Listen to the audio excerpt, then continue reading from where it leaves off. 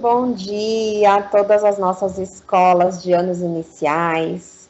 Bom dia, professores, gestores que possam estar presentes. Bom dia, PCs. É com grande prazer que nós estamos transmitindo para vocês o primeiro ATPC da Diretoria de Ensino Guarulhos Norte para anos iniciais em 2022. Hoje vocês vão saber um pouquinho mais de como vai funcionar essa organização. Nós temos coisas especiais para fazer hoje. E a primeira coisa especial que eu quero fazer é apresentar para vocês a nossa nova PCNP de anos iniciais, minha colega, companheira agora, Rosana. Olá, bom dia a todos. Obrigada, Débora. Bom dia, Débora. É com muito prazer que hoje eu integro a equipe de PCNPs com muitas expectativas para estar atendendo da melhor forma o nosso objetivo, que é oferecer uma educação de qualidade para os nossos alunos. E o melhor possível de informações para uma boa formação para nós professores. Tá ok? É um prazer estar com vocês, PCs, gestores, e que seja um ano aí de muitos desafios e que nós possamos estar nos apropriando do novo da melhor forma possível. Um ótimo ano para todos nós. Isso, e aí agora a gente pode partir para os nossos informes do dia. A gente agradece a ajuda do Paulo, que está aqui com a gente também, nesse procedimento de gravação e que vai apresentar a tela para nós. Segue daí, minha amiga. Então, hoje nós vamos falar sobre as ATPCs das diretorias de ensino em 2002, né? Nós vamos falar como serão as ATPCs, sondagens e informes para as diretorias de ensino, juntos no desafio de avançar nas hipóteses de escrita. Esses são os assuntos que nós abordaremos hoje. Pode passar, Paulo.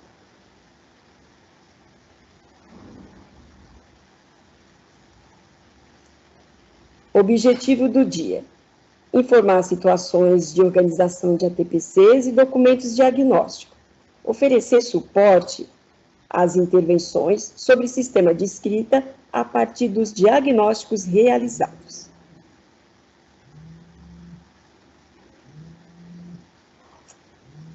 As ATPCs de 2022 serão na semana B, todas as quartas-feiras, ao vivo, a partir das 12 horas, e nós encerraremos às 12 horas e 45 minutos.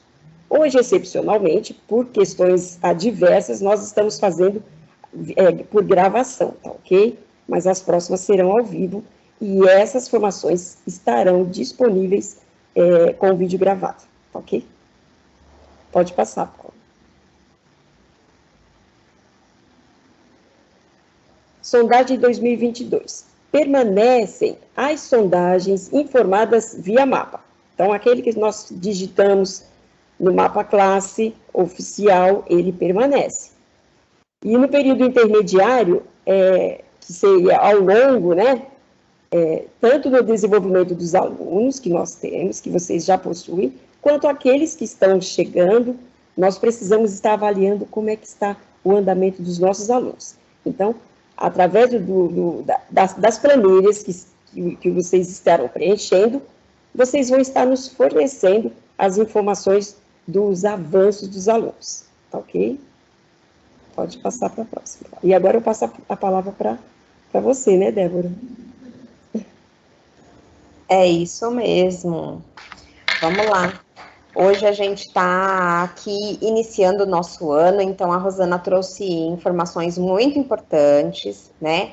É importante a gente lembrar que o ATPC, ele foi estabelecido para quartas-feiras, do meio-dia ao meio-dia e 45, conforme a maioria das escolas indicou nos formulários preenchidos, a pedido da diretoria. Nós fizemos um levantamento com as escolas, dos dias que o ATPC geral estaria acontecendo na escola, para que a gente tentasse oferecer o formato síncrono para a maioria das escolas do nosso setor de anos iniciais, tá bom?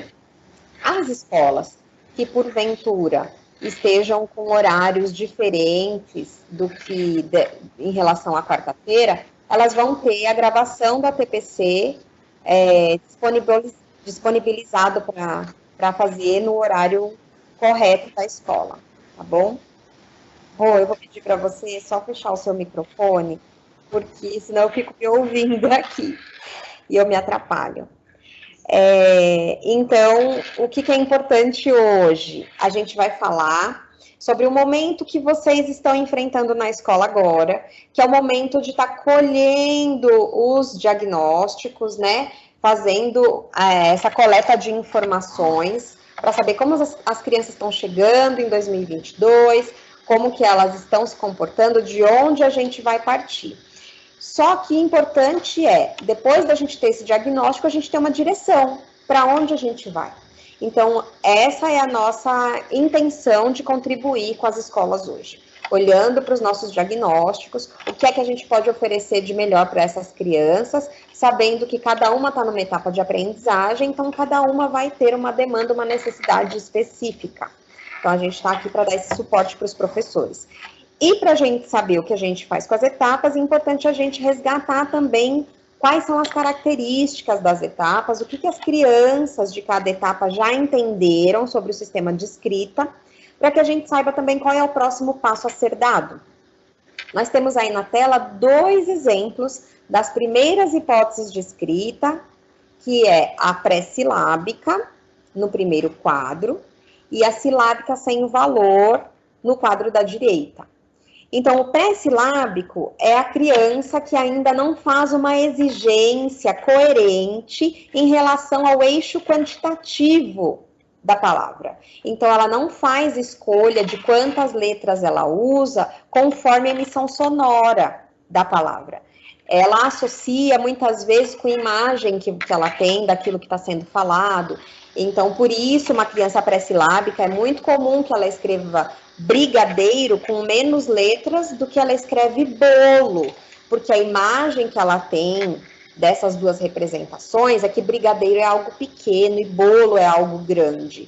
É muito comum o pré-silábico fazer isso, tão comum quanto ele usar as letras do próprio nome. Se ele já aprendeu a escrever o nome dele, as letras mais familiares são as do próprio nome. Então, ele repete essas letras quando ele tenta escrever alguma outra palavra. Por quê? Ele ainda não faz associação nem de quantidade de emissão sonora, quanto mais de qualidade. Então, a gente não pode querer exigir qualidade de escolha de letras para o pré-silábico, porque ele tem uma questão anterior para ser resolvida, e daqui a pouquinho no vídeo a gente vai ver como é que a gente pode resolver essa questão. O silábico sem valor, ele já é um estudante que chegou a esse ponto. Ele ainda não escolhe as melhores letras, mas ele já entendeu que cada signo que ele usa dentro da palavra representa uma emissão sonora. Então, por isso aí, nesse exemplo que a gente vê da Ana, que é silábica sem valor, ela vai escrever dinossauro com 4 letras, porque ela entende que existem 4 sons que precisam ser representados. Então, dinossauro são 4 sons, ela atribui 4 letras. Assim como para cavalo, ela vai atribuir 3 letras. Então, é um passo à frente do que o pré-silábico atingiu, e o pré-silábico, a expectativa dele é sempre chegar na próxima hipótese, para que ele não pule fases de reflexão, de interpretação. Então, nós vamos fazer um pré-silábico, passar a silábico sem valor, como vai mostrar aí no nosso próximo slide. O vídeo que nós vamos apresentar para vocês, ele traz uma proposta de intervenção que a gente pode observar que com apenas uma intervenção que é feita, a criança pré-silábica já apresenta uma condição diferente, estando mais próxima das características de um silábico sem valor. Vamos assistir.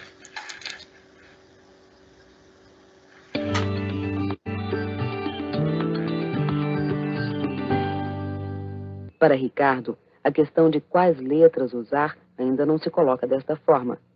A decisão de quantas letras utilizar é que ainda concentra quase toda a sua atenção. Muito bem. Você sabe o que é uma lapiseira? Sabe o que é lapiseira? Então escreve aí para mim, lapiseira. Experimenta, do seu jeito.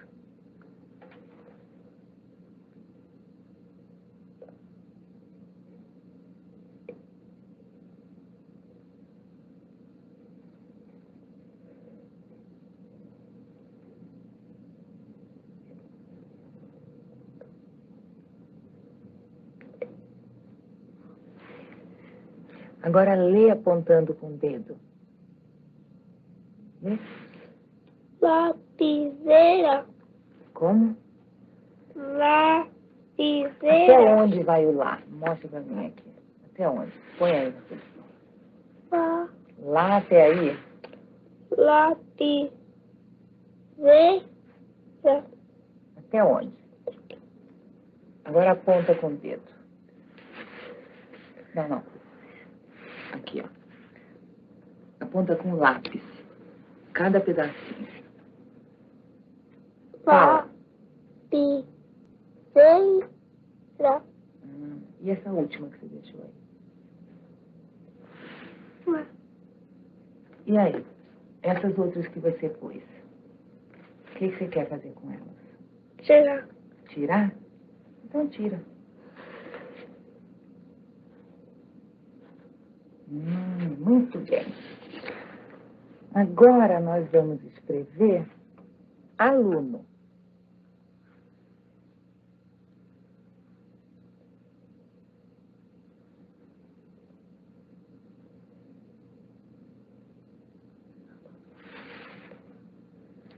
Mostra para mim. Aluno. Agora nós vamos escrever caneta. Quantas letras você vai precisar para escrever caneta? 3. Então escreve.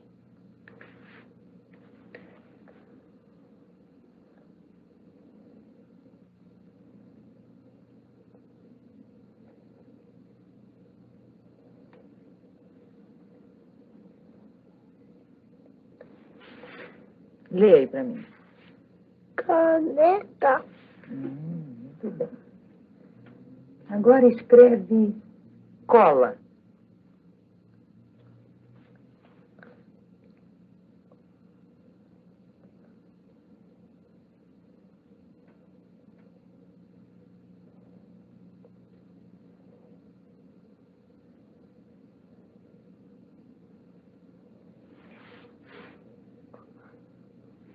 Mostra para mim como você lê.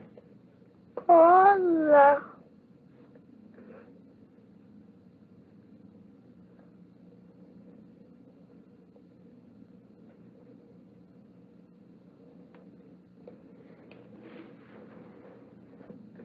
Escreve lápis.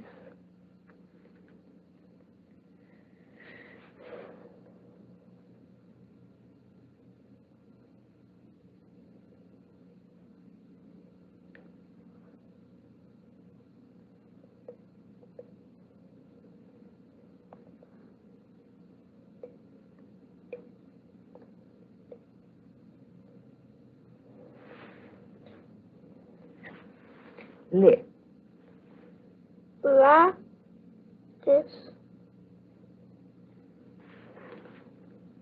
Você decidiu que precisava cortar. E não faz falta? Ele nunca tinha escrito, o Ricardo. Na hora que... Isso que vocês viram aí nesse vídeo mostra pra gente que o pré-silábico precisa é de intervenções que façam ele pensar na quantidade de letras que ele usa para escrever uma palavra. Porque a partir do momento que ele for capaz de fazer a exigência de que cada letra representa um som, ele saiu da hipótese pré-silábica para a silábica sem valor. E é isso que a gente quer ver acontecer nos nossos mapas, não é? A gente evoluir de uma hipótese para a próxima. A gente não pode ter a expectativa de que a gente vai fazer uma sondagem com um pré-silábico para vê-lo alfabético na próxima. Então, a gente tem que fazer esse percurso com ele, porque a condição de reflexão dele sobre a escrita pede que seja assim, é assim que ele vai dar conta. Então, vocês viram no vídeo que em nenhum momento ela questiona a letra que ele escolheu. Ela questiona sempre a quantidade de letras, por isso a gente fala de eixo quantitativo. Essa é uma característica do pré-silábico. A partir do silábico sem valor, a gente começa a trabalhar com o eixo qualitativo, a qualidade das escolhas de letras que as crianças fazem. Aí sim a gente vai voltar a nossa atenção para isso. E aqui, nesse próximo slide, então, a gente já viu o pré-silábico, já viu o silábico sem valor, agora a gente vai relembrar o silábico com valor sonoro e o silábico alfabético. O silábico com valor sonoro, que está no quadro da esquerda, ele é uma criança que já tem condição de corresponder a letra escolhida a uma sílaba falada. Então, ela já procura a qualidade da letra que vai ser congruente com aquele som. Então, ela busca correspondência já, que é algo que o silábico sem valor não faz. Que a gente vai buscar com o silábico sem valor. Fazer as correspondências entre uma letra observada na escrita e um som emitido pela fala. Tá certo? É muito comum que o silábico com valor, ele inicie representando primeiro vogais, mas não é exclusivamente assim. Ele pode, sim, começar identificando com mais facilidade consoantes. A leitura do silábico com valor normalmente é silabada, bem por pedacinhos mesmo. Mas a gente pode ver ali que as marcações já são feitas respeitando o eixo quantitativo, conforme o número de emissões sonoras, certo? O silábico alfabético é uma hipótese que deixa a gente de cabelo em pé, porque quando a gente chega no silábico com valor, todo mundo fica feliz, nossa, a gente começou a ver o menino atribuir algum valor sonoro ao que ele escreve. Então, se ele vai escrever uma bola, já vai aparecer o O, já vai aparecer o A, ou aparece o L. A gente começa a ver aquela luz se acender no processo de alfabetização da criança. Mas quando a gente olha para o silábico alfabético, muitas vezes a gente se perde, porque existem tantas variações dentro dessa etapa de entendimento da escrita, e hoje a gente vai entender por que essas variações acontecem e por que muitas vezes a gente se engana achando que eles regrediram. Hoje a gente vai entender cientificamente por que isso não é verdade, né? Mas qual que é a marca do silábico alfabético? Muitas vezes ele vai usar uma letra para uma emissão sonora, outras vezes ele já vai procurar uma segunda letra para a mesma emissão sonora. Então, ele já começa a ter uma exigência diferente em relação à qualidade da escolha que ele faz das letras em relação ao som. Ele já começa a achar que para casa, só o A é insuficiente no A. Ele vai começar a procurar uma segunda letra para que ele fique satisfeito em relação ao som ZA. Então, ele já começa a alternar, representando sílaba por uma letra ou por uma combinação de duas letras. Essa é a principal característica do silábico alfabético. E no nosso próximo slide, a gente vai chegar no alfabético, que é nosso sonho, né, para todos os nossos alunos, vê-los na condição alfabética. O que é importante lembrar do alfabético? O que define o alfabético é ele ter entendido como funciona o sistema de escrita, mesmo que ele tenha erros ortográficos. Então, o alfabético, ele não pode ser considerado, ser deixado de ser considerado alfabético, porque ele comete erros ortográficos. O que importa é que a associação sonora que ele faz, das letras que ele escolheu, tenha sentido. Por exemplo, aí no exemplo do João, é admissível que ele escolha o K, a letra K, para escrever cavalo. Embora ortograficamente esteja incorreto, faz sentido pelo som do K que ele pudesse escrever cavalo com K. Não está certo, mas ele demonstra ter compreensão do sistema de escrita em relação à correspondência sonora entre letra e som, né? Então, a gente precisa olhar para essa condição dessa criança e observar que ela já percorreu mais do que um silábico alfabético costuma apresentar, mesmo com algumas inconsistências, mesmo com alguma parte ortográfica mal resolvida, mas ele entendeu o sistema de escrita, ele entendeu como as letras se organizam para expressar o som, para expressar a escrita de um som, falado, tá bom? E aí, o que é de muito desafiador para nós, hein? O que é de muito desafiador para nós quando a gente fala de silábicos? Porque quando chega no alfabético, a gente super respira aliviado, né? Mas quando a gente fala dos silábicos, muitas vezes as professoras por aí comentam: ah, chegou no silábico com o valor, é uma delícia, porque a gente reconhece as letras da palavra, porque a gente fica feliz de ver o avanço, mas ao mesmo tempo a criança patina muito nessa hipótese. O que significa patinar? A impressão que dá é que ela estagna um pouco, ela chega lá no silábico com valor e ela fica ali por mais tempo do que a gente gostaria. Então a gente vai entender quais são os desafios que nós temos que enfrentar para que os silábicos avancem nas suas hipóteses. Seja de sem valor para com valor, seja de com valor para silábico alfabético, seja de silábico alfabético para alfabético. Algumas situações, alguns padrões acontecem que puderam ser observados somente através de estudos científicos, e é a partir de estudos como esse que a gente vai estudar com vocês o que fazer com os silábicos a partir de agora. Nosso próximo slide. Então, ele vem perguntar para nós: será que todas essas coisas que a gente fala sobre os silábicos são verdadeiras? Será?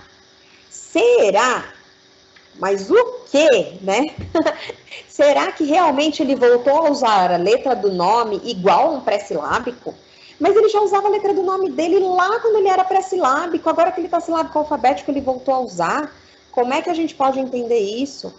Ele já era silábico com valor e agora ele confunde as letras, parece que ele deixou de saber o que ele sabia. Outra coisa que a gente ouve por aí sobre os silábicos, né? As hipóteses silábicas e as variações que ela tem são as mais difíceis de classificar, são as que mais confundem o professor, o avaliador na hora da sondagem. A gente ouve falar também que as crianças ficam confusas, não sabem mais a ordem das letras, trocam tudo.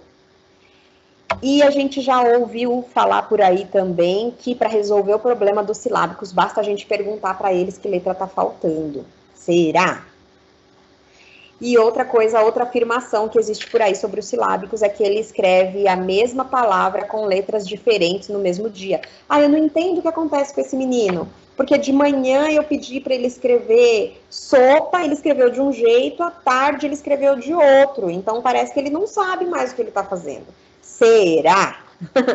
Vamos olhar para o nosso texto de hoje e ver se ele traz alguma luz para essas questões dos silábicos. Podemos passar. O texto que a gente vai estudar junto hoje, algumas questões que ele traz, chama-se A Desestabilização das Escritas Silábicas, Alternâncias e Desordem com Pertinência.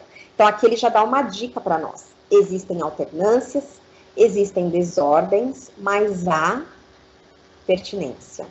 Há uma reflexão por trás, há um aprendizado associado a isso, que ainda está numa etapa a ser vencida, mas existe uma lógica. É sempre um aprender e não um desaprender, tá bom? E aí eu pergunto para vocês, olhando para essas duas escritas aí, que se referem à figura que a gente vê, que é uma bola. E aí a gente traz duas escritas. A escrita em que se utiliza o O e o A para representar a bola. E a escrita que se utiliza do o A, o L e o B para escrever bola. E dessas escritas, da forma que elas estão aí, qual que agrada mais a gente? E por quê? É uma pergunta que a gente tem que se fazer. Esse texto que a gente vai trazer, os conhecimentos que ele vai proporcionar para nós, é da psicolinguista Emília Ferreiro. Ela é doutora em psicologia e estuda a psicogênese da língua escrita. Esse texto, ele está disponibilizado no site da Nova Escola. A gente pode pesquisar exatamente com esse nome, que a gente vai encontrar ele na íntegra. Muito interessante para estudo, tá bom? Prosseguindo, o que é importante desse texto que eu destaco para vocês? Os estudos de caso. O que ela traz para nós? Ela traz que a Maria, de 5 anos... quando é desafiada a escrever a palavra sopa, ela vai dizendo as sílabas enquanto ela escreve as vogais correspondentes. Então, ela repete sopa, sopa, sopa, e ela põe no papel o so, ela põe o. Sopa, pá, ela põe o a. Aí a Maria mesmo observa o resultado e diz assim, tá faltando, não é suficiente para escrever sopa. E aí ela continua a pensar, sopa, sopa. Ela não despreza o o e o a, mas na repetição que ela faz das sílabas, ela acrescenta ao final do a, depois do a, ela pensa sopa, ela põe o s. E ela pensa mais uma vez, sopa, pá, ela põe o t. Então, ela organiza as letras exatamente assim. O, A, S, P. Sopa. E aí, o que a gente observa? Tem alguma letra aí que não faça parte da palavra sopa? Ou está faltando alguma letra que deveria estar presente na palavra sopa? Não. A gente observa que todas as letras dessa palavra estão presentes, mas estão em desordem. E quando a Maria faz isso, o, A, S, P, ela volta para ler e ela mesma não consegue ler. Ela tem um conflito entre o que ela produz e o que ela entende. Então, o que isso leva a gente a pensar? Poderia nos levar a pensar que primeiro ela analisou as vogais, os núcleos vocálicos das sílabas e depois as consoantes. Mas o que o estudo mostra é que não é isso que acontece. O que acontece é que a Maria ela faz uma análise de pontos de vista diferentes da mesma palavra, ela vai identificando letras que podem fazer parte e ela vai enfileirando essa letra, ou seja, ela faz duas escritas silábicas justapostas. Ela identifica que tem o e a porque é sopa, identifica que tem S e P pelo mesmo motivo, mas ela não sabe como ela associa essas letras. Então, ela escreve OA e SP. Ela faz duas escritas silábicas. Só que ela justapõe essas escritas porque ela já não aceita mais uma escrita com apenas duas letras. Passando para frente. No próximo slide, a gente tem a informação que o estudo mostrou ainda que crianças realizando a tarefa de escrever consecutivamente uma mesma lista, só que primeiramente com lápis e papel e posteriormente no computador, a mesma palavra. Esse estudo vai mostrar que as crianças, por exemplo, Santiago, que tem 5 anos e está aí, né, como exemplo nesse estudo, no caderno, quando é pedido para ele escrever soda, ele representa a palavra com S para só e A para dar. Então, ele escreve soda com SA.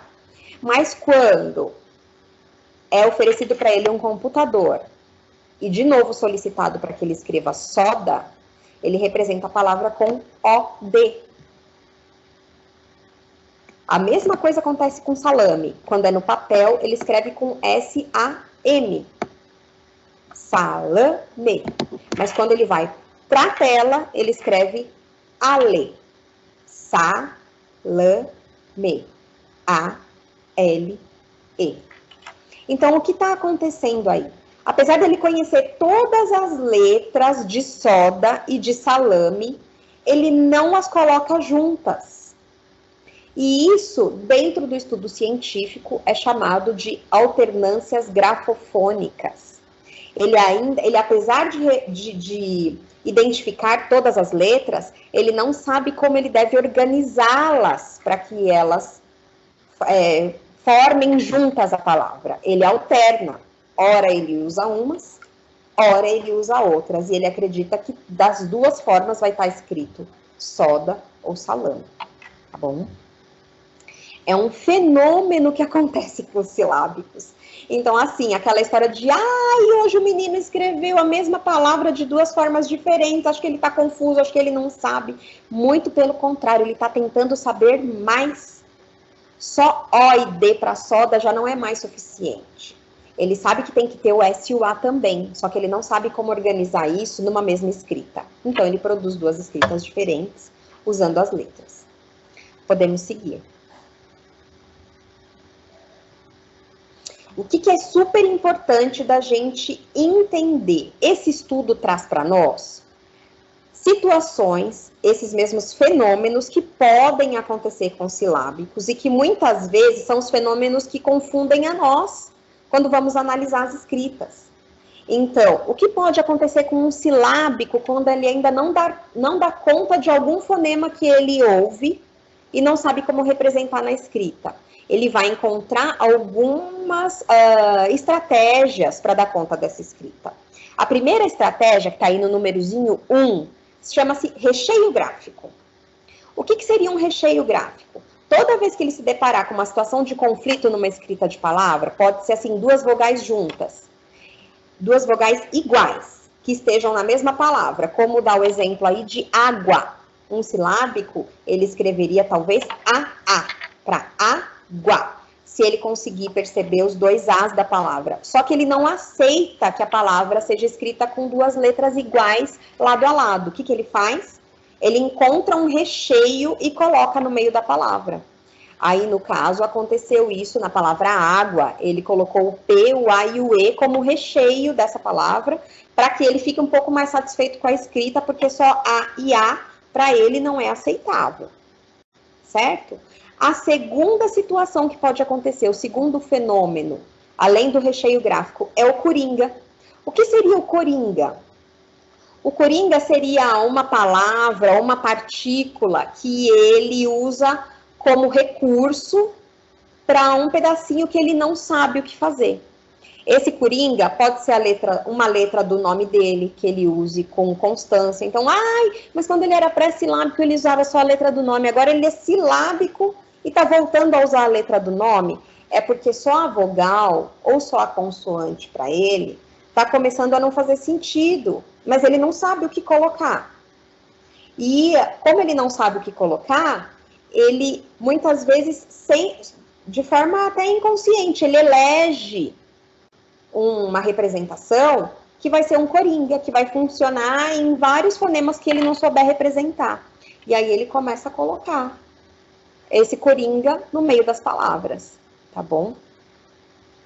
Na terceira possibilidade, ele pode passar a usar uma letra que represente para ele o nome da sílaba. É o que as crianças fazem muito quando elas querem falar o G de gato, e elas usam a letra H para representar. Como aí no exemplo, tá o brigadeiro. Então, ele coloca o bi, no lugar, na hora do G, ele coloca o H, assim como ele coloca a letra K para fazer casa. Então, é uma outra situação de solução de conflito interno da criança com o que ele ouve e o que ele pode escrever.